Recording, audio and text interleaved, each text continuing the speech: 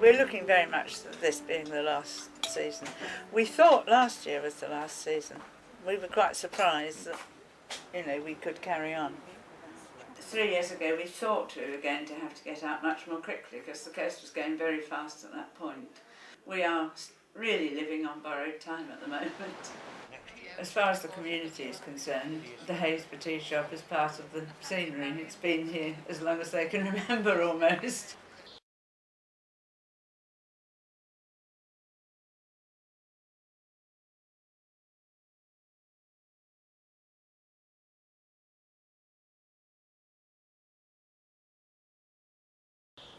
Happisburgh is a beautiful place to be. We have a beautiful beach, albeit it's advancing at an incredible rate of knots.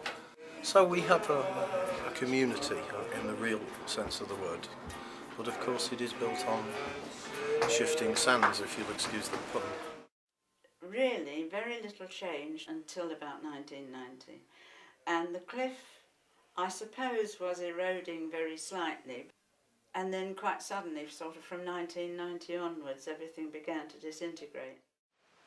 What is happening in Happisburgh today is merely a harbinger of what will happen along most of our rural Norfolk coast over the next 25 to 30 years, and indeed any rural communities in the UK where the coast is susceptible to erosion. But nobody seems bothered about it.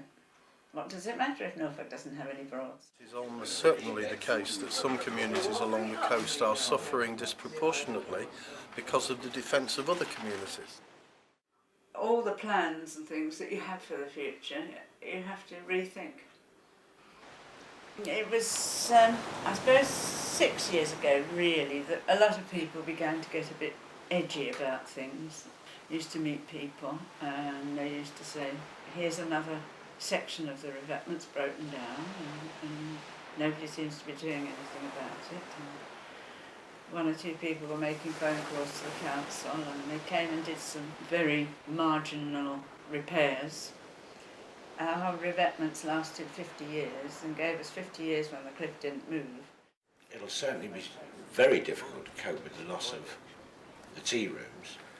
Really, I think from my point of view, I see a huge loss to the community.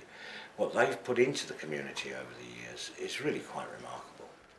And although we still haven't got hard defences sitting down there to stop us falling off the cliff, we have made huge waves in government circles and, well, all over the place. I mean, we are raising our own funds for protection to start with.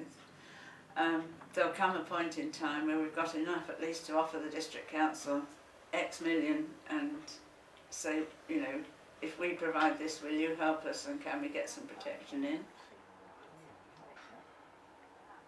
The coast doesn't seem to be important to the government, but I think this is a very strange attitude when we're an island, really.